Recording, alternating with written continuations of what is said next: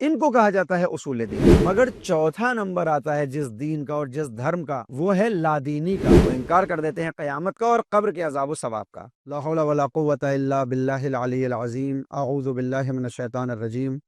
بسم اللہ الرحمن الرحیم، الحمد للہ رب العالمین، الصلاۃ والسلام علی سید الانبیاء والمرسلین وعلی اہل بیتہ الطیبین الطاہرین ولعنۃ اللہ علی اعدائہم اجمعین، اما بعد۔ سب سے پہلے میں اپنی طرف سے اور ادارہ مقصد حسینی کی طرف سے آپ تمام طلاب کی خدمت میں مبارکباد پیش کرتا ہوں اور استقبال کرتا ہوں کہ آپ ایک مرتبہ پھر دینی تعلیم کو حاصل کرنے کے لیے اپنے مصروف وقت میں سے وقت نکال رہے ہیں۔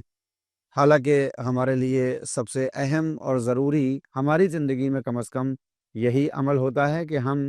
اپنی کاوشوں سے دین کو سمجھیں اور سمجھ کے ساتھ دین کے اوپر عمل کریں۔ بنیادی طور پر مذہب تشیع اور دوسرے مذاہب میں جو فرق ہے وہ یہی ہے کہ دوسرے مذاہب صرف جب عمل کرنے کی ریس لگاتے ہیں تو بغیر سوچے سمجھے عمل کرتے ہیں،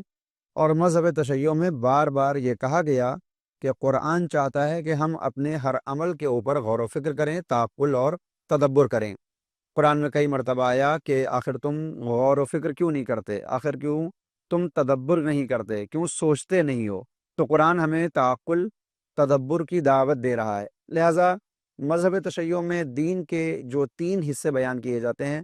ان میں پہلا حصہ ہے عقائد کا، دوسرا حصہ ہے اعمال کا، اور تیسرا حصہ ہے ہمارے اخلاق و کردار کا۔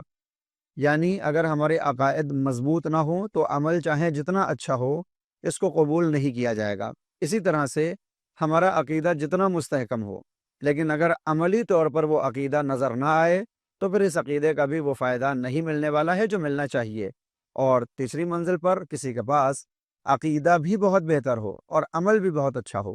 لیکن اس کے پاس اخلاق و کردار نہ پایا جاتا ہو، تو ایسے شخص کا نہ عقیدہ اسے فائدہ پہنچاتا ہے نہ اس کا عمل اسے فائدہ پہنچاتا ہے۔ تو ہمیں ان تینوں ضروریات کو پورا کرنا ہوگا۔ جب ان 3 شاخوں کی بات آتی ہے تو ایک کو اصل دین یا اصول دین کہا جاتا ہے، دوسرے کو فروع دین کہا جاتا ہے، اور تیسرے میں اخلاق و کردار ہے۔ ان تینوں کا جو بنیادی فرق ہے وہ یہ کہ اعمال کی دنیا میں، احکام کی دنیا میں شریعت نے ہم کو اجازت دی ہے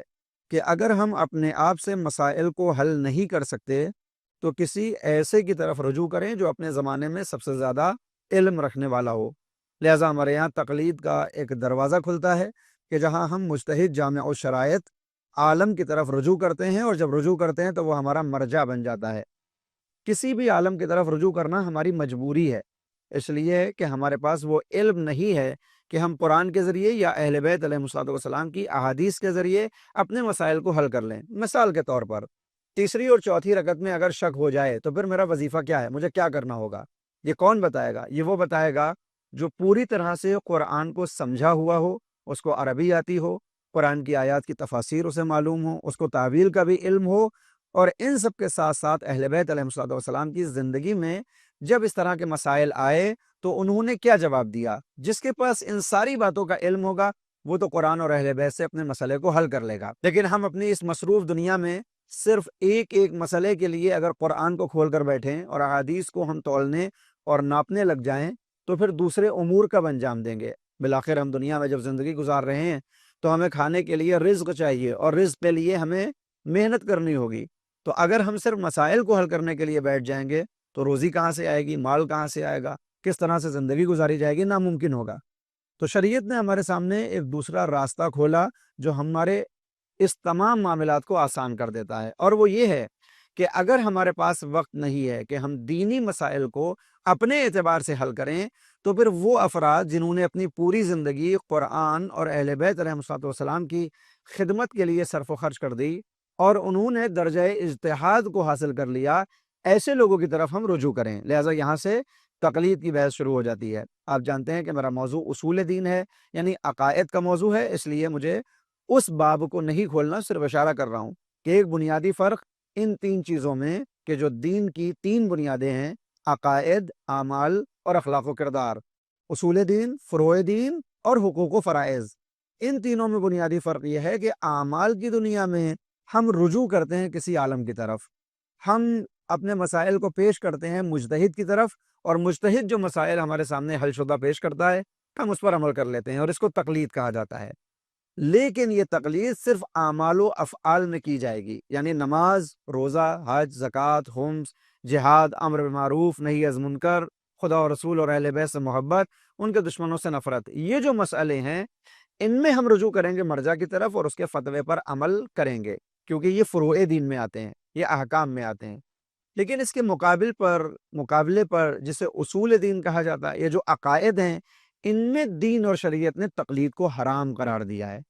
یعنی نماز میں ہم تقلید کریں گے کسی کی، روزے میں ہم تقلید کریں گے، لیکن عقائد میں یعنی توحید، عدالت، نبوت، امامت اور قیامت،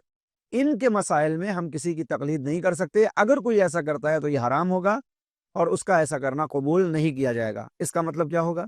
اس کا مطلب یہ ہے کہ اگر توحید کے مسائل ہمارے سامنے آ جائیں تو ان کو ہمیں اپنے علم سے ہی حل کرنا پڑے گا۔ یعنی اگر اللہ کے وجود میں یا اللہ کی وحدانیت میں کوئی شک پیدا ہو جائے تو کسی کے کہنے کی وجہ سے ہم اللہ کو ایک نہیں مانیں گے، بلکہ ان مسائل کا جواب تلاشنے کی کوشش کریں گے، اور جب جواب مل جائیں گے تو عقل کے میزان پر اس کو پرکھیں گے، اور عقلی اعتبار سے جب وہ کامیاب و کامران ہو جائے گا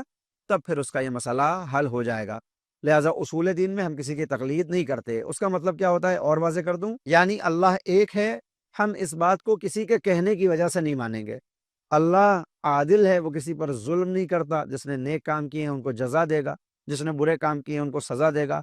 ان معاملات میں ہم کسی کے کہنے کی وجہ سے اللہ کو عادل نہیں مان سکتے۔ اللہ نے 1,24,000 انبیاء بھیجے ہیں، انبیاء کو بھیجنے کا فلسفہ کیا ہے، یہ کسی کے بتا دینے سے ہم کو نہیں ماننا ہوگا، بلکہ عقلی اعتبار سے ہمارے پاس دلائل ہونے چاہیے، ہمارے پاس قرائن ہونا چاہیے، ہمارے پاس ثبوت ہونا چاہیے کہ اللہ ایک ہے، وہ عادل ہے، اس نے انبیاء کا سلسلہ جاری کیا، اور جب انبیاء کا سلسلہ ختم ہو گیا تو اماموں کا سلسلہ جاری کیا، اور جب امامت ختم ہو جائے گی تو ایک روز قیامت کا آنے والا ہے۔ ان کو کہا جاتا ہے اصول دین، ان میں تقلید نہیں ہے، اور جب تقلید نہیں ہے تو اپنی ذاتی کاوش کرنا ہوگی۔ آج ہم دیکھتے ہیں ہمارے سماج میں جب ہمارے بچے اسکولوں میں جاتے ہیں، اور بالخصوص جو مشن کے اسکول ہیں، جو ایک مذہب خاص کی بنیاد پر چلائے جاتے ہیں، یعنی جو کرسچنٹی ہے، جو ہمارے کرسچنز بھائی ہیں، وہ دین کی تعلیم کو دنیاوی تعلیم کے آئینے میں پیش کرتے ہیں، یعنی وہ اپنا ایجنڈا ہمارے سامنے رکھتے ہیں کہ ہم کو معلوم بھی نہیں ہوتا، ہمارے بچوں کو دنیاوی تعلیم ان اسکولوں میں دی جاتی ہے، مگر ایسے شبہے ذہنوں میں ڈالے جاتے ہیں، ایسے سوالات ذہن میں ڈالے جاتے ہیں کہ ایک مسلمان بچہ جب ان کے اسکول سے نکلتا ہے تو 10 طرح کے اس کے ذہن میں سوال ہوتے ہیں، شک ہوتے ہیں، شبہات ہوتے ہیں، اور اب وہ یہ چاہتا ہے کہ کوئی مولوی سامنے آ کر اس مسئلے کا جواب دے دے، اور جواب دیے جاتے ہیں۔ لیکن چونکہ انسان کی فطرت کا تقاضا یہ ہے کہ عقائد کے معاملے میں کسی کے جواب دینے سے وہ قانع نہیں ہو سکتا، یہ فطرت کا تقاضا ہے کہ اگر آپ کے ذہن میں ایک سوال پیدا ہوا اور میں اس کا جواب ایک لائن میں دے دوں تو آپ قانع نہیں ہوں گے، نہیں قانع ہوں گے، یہ فطرت کا تقاضا ہے۔ لہٰذا دین نے کہا کہ جب بھی شبہہ پیدا ہو جائے، جب بھی کوئی شک پیدا ہو، جب بھی عقیدے کے معاملے میں کوئی سوال پیدا ہو تو اب تمہیں ذاتی جستجو کرنی ہوگی، تمہیں قرآن کی آیات کو کھولنا ہوگا، تمہیں اہل بیت کی تعلیمات کو سمجھنا ہوگا، اور ان سب کو عقل کی کسوٹی پر لا کر اپنے مسئلوں کو حل کرنا ہوگا۔ جو ایسا نہیں کرتے ہیں وہ وہاں سے شبہے لے کر آتے ہیں، سوال لے کر آتے ہیں، اور خود بے دینی کے راستے پر لگ جاتے ہیں اور گمراہ ہو جاتے ہیں۔ لہٰذا ہم دیکھتے ہیں کہ آج کے اس دور میں جو جتنا زیادہ بظاہر اپنے کو پڑھا لکھا سمجھتا ہے، اس کے ذہن میں توحید کو لے کر سب سے زیادہ شبہات ہوتے ہیں، اور وہ اس کو سوچتا ہے کہ یہ روشن فکری ہے کہ اگر میں اللہ کے وجود پر اشکال کر رہا ہوں، میں اللہ کو نہیں مانتا، میں کسی دین کو نہیں مانتا۔ جیسا ابھی نیا جو سروے آیا ہے ابھی اسی ہفتے، اس میں یہ بتایا گیا کہ صاحب اس دنیا کے اندر جو سب سے زیادہ ادیان کو ماننے والوں کی تعداد کی بات آتی ہے تو سب سے بڑی تعداد ہے عیسائیوں کی، کہ ان کے فالوورز اس دنیا میں پائے جاتے ہیں، سب سے زیادہ عیسائیت کو قبول کیا جاتا ہے۔ عیسائیت کے بعد مسلمان ہیں، یعنی دوسری سب سے بڑی تعداد جو ہے وہ دھرم کے اعتبار سے، دین کے اعتبار سے کن لوگوں کی ہے، وہ مسلمان ہے۔ تیسری سب سے بڑی جو آبادی ہے وہ ہمارے ہندو بھائیوں کی ہے، کہ اس پوری دنیا کے اندر تیسرے نمبر پر جس مذہب کو مانا جا رہا ہے وہ ہمارے اہل ہنود ہیں اور ان کا دھرم ہے۔ مگر چوتھا نمبر آتا ہے جس دین کا اور جس دھرم کا ماننے والوں کا، وہ ہے لادینی کا، وہ ہے لا مذہبیت کا، لا شریعت کا۔ یعنی کیا مطلب ہے؟ یعنی ان کی تعداد چوتھے نمبر پر سب سے زیادہ ہے جو آج کسی دین کو نہیں مان رہے ہیں، کسی شریعت کو نہیں مان رہے، کسی مذہب کو نہیں مان رہے، نہ وہ عیسائی ہیں، نہ وہ یہودی ہیں، نہ مسلمان ہیں، نہ ہندو ہیں، نہ بودھ ہیں، نہ جین۔ وہ کہتے ہیں نہیں، ہم کسی دین کو نہیں مانتے۔ ان کی تعداد اس وقت دنیا میں چوتھے نمبر پر ہے۔ آپ غور فرمائیں، عیسائی، مسلمان، اہل ہنود اور پھر یہ افراد، کتنی بڑی تعداد ہوگی، یعنی اربوں میں تعداد پہنچ جائے گی ایسے افراد کی جو کسی دین کو نہیں مانتے۔ یہ دین کو کیوں نہیں مانتے؟ دو ہی سبب ہیں۔ اگر کوئی کسی بھی دین کو نہیں مان رہا ہے، میں بات اسلام کی نہیں کر رہا، کسی بھی دین کا، اگر کوئی ہر مذہب کا انکار کر رہا ہے، کہہ رہا نہ مسلمان، نہ ہندو، نہ سکھ، نہ عیسائی، نہ بودھ، نہ جین، نہ زرتشتی، کوئی دین میں نہیں مانتا، اگر کوئی ایسا کہہ رہا ہے تو دو ہی اسباب ہو سکتے ہیں۔ پہلا تو یہ کہ ایسا شخص اصل میں اپنے آپ کو کسی چیز کا پابند نہیں بنانا چاہتا، کیونکہ دین ہمیں پابند بناتا ہے، بات اسلام کی نہیں ہے۔ تمام طرح کے جو مذاہب یا ادیان پائے جاتے ہیں وہ اپنے ماننے والے کو پابند بناتے ہیں۔ مثال کے طور پر ہر دین یہ کہتا ہے کہ جھوٹ بولنا غلط بات ہے، چاہے اسلام ہو چاہے غیر اسلام ہو، سب نے جھوٹ کو غلط بتایا ہے۔ اب جو انسان جھوٹ سے اپنی روزی چلانا چاہتا ہے یا جو اس قانون کو نہیں ماننا چاہتا، وہ کہتا ہے میں کسی دین ہی کو نہیں مانتا تو میں کیوں مانوں گا اس کی تعلیم کو۔ رشوت لینا ہر دین اور دھرم کے اندر برا مانا گیا ہے، چاہے وہ ہندوؤں کا دھرم ہو، چاہے مسلمانوں کا مذہب ہو، چاہے عیسائی ہوں، چاہے کوئی دوسرے ادیان والے ہوں، سب کہتے ہیں کہ رشوت بری چیز ہے۔ اب جس کو اپنی روزی روٹی رشوت سے چلانی ہے تو وہ کیا کرے گا؟ وہ کہتا ہے کہ میں کسی دینی کو نہیں مانتا۔ تو جو لادین ہے تو پہلے زیادہ تر تعداد ان کی ہے جو کسی قید و پابندی میں نہیں رہنا چاہتے، جو کسی شریعت کو نہیں ماننا چاہتے، وہ انکار کر دیتے ہیں خدا کا، وہ انکار کر دیتے ہیں رسالت کا، وہ انکار کر دیتے ہیں قیامت کا اور قبر کے عذاب و ثواب کا۔ ان کی تعداد زیادہ ہے۔ دوسرے وہ افراد کے جو کسی دین کو نہیں مانتے، ان میں وہ افراد ہیں کہ جو اپنے دین کو مانتے تھے مگر ان کے دین کے متعلق جب ان کے ذہن میں سوالات پیدا ہوئے تو ان کو قانے کنندہ جواب نہیں مل سکا۔ چونکہ جواب نہیں ملا تو پھر وہ بے دین ہو گئے، وہ لامذہب ہو گئے۔ مثال کے طور پر ایک مسلمان، توحید کے متعلق اس کے ذہن میں سوالات پیدا ہوئے، عدالت کو لے کر اس کے ذہن میں سوالات پیدا ہوئے، اس نے ایک دو لوگوں سے پوچھا اور وہ قانے نہیں کر سکے تو اس نے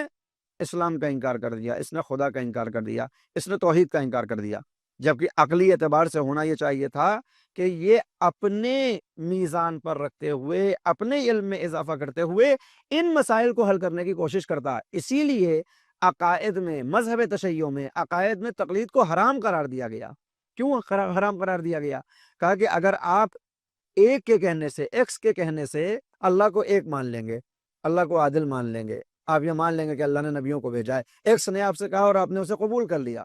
کل وائی آئے گا اور دو دلیلیں اس سے زیادہ دے گا اور کہہ دے گا کہ نہیں صاحب اللہ ایک نہیں ہے، کئی ہے، اللہ عادل نہیں ہے، وہ ظالم ہے، معاذ اللہ، اللہ نے نبیوں کو نہیں بھیجا۔ تو اب جب آپ پہلے کے کہنے کی وجہ سے وہ والا عقیدہ مانے لے رہے تھے تو اب دوسرے کے کہنے کی وجہ سے کل آپ یہ عقیدہ مان لیں گے، تیسرا کوئی اور آئے گا تیسرے دن اس کی باتوں کو مان لیں گے، چوتھا کوئی اور آئے گا اس کی باتوں کو مان لیں گے۔ لہذا دین نے کہا کہ اعمال میں تو آپ تقلید کر لیجئے مگر عقیدے میں آپ کو تقلید کرنے کی اجازت نہیں ہے۔ اصول دین میں آپ کو تقلید نہیں کرنی ہے، اپنے دلائل، اپنے قرائن، اپنے ثبوت، اپنے براہین آپ کے پاس ہونے چاہیے کہ وہ آپ کو بھی قانے کر سکیں، اور اگر کل کو کوئی آپ سے سوال کر لے کہ بھائی آپ اللہ کو ایک کیوں مانتے ہیں تو آپ اسے ایسی دلیل دیجئے کہ وہ خاموش ہو جائے۔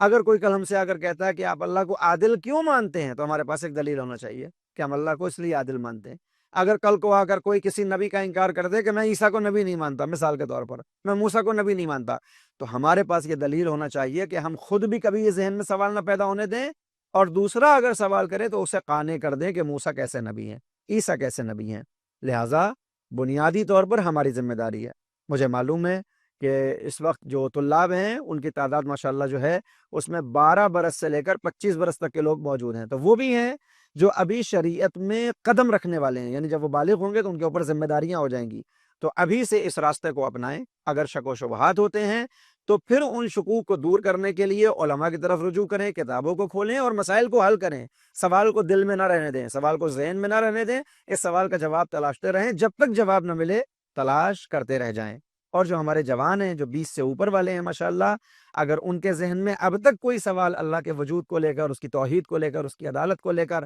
نبوت کو لے کر، قیامت کو لے کر اگر کوئی سوال آیا ہے تو اس سوال کو ذہن میں نہ رہنے دیں کہ یہی سوال بعد میں شیطان بن جائے گا۔ کوشش کریں مسائل کو حل کریں۔ اسی کوشش کے لیے اور اسی شرعی ذمہ داری کو ادا کرنے کے لیے ادارے مقصد حسینی ہے کہ جو مستقل پورے برس اس طرح کی خدمت کرتا رہتا ہے۔ کبھی آف لائن کلاسز ہوتے ہیں، کبھی آن لائن کلاسز ہوتے ہیں، کبھی کیمپ لگائے جاتے ہیں، کبھی دورہ ہوتا ہے۔ پروردگار اس ادارے کو یوں ہی کامیاب و کامران فرمائے۔ اور اب چونکہ گرمی کا موسم ہے، لوگوں کو آنے میں زحمت ہوتی، لہٰذا العصر میڈیا نے ایک بہترین راستہ نکالا کہ آج یہ وہ دروس کے جو آپ کو آ کر لینا پڑتے تھے، آپ گھر میں بیٹھے ہوئے ان چیزوں کو حاصل کر رہے ہیں۔ لہٰذا ان دونوں کے ہم شکر گزار بھی ہیں، یعنی ادارے مقصد حسینی کے بھی شکر گزار ہیں، العصر میڈیا کے بھی شکر گزار ہیں۔ اگر ہم شکر گزار ہیں تو پہلی ذمہ داری یہ ہے کہ اس چینل کو لائک بھی کریں، جیسا کہا جاتا ہے سبسکرائب بھی کریں، لوگوں تک بھی پہنچائیں، اس لیے کہ اگر آپ کے پہنچانے کی وجہ سے کسی ایک تک یہ مسئلے پہنچ گئے اور کسی کا کوئی مسئلہ حل ہو گیا تو انشاءاللہ ثواب میں ہم سب شریک ہوں گے۔ ہماری اس دروس کا موضوع اصول دین ہے، انشاءاللہ کل توحید کی بات کریں گے اور اس کے بعد یہ ساری چیزیں آپ کے سامنے رکھی جائیں گی۔ اپنا خیال رکھیں، وآخر دعوانا ان الحمدللہ رب العالمین۔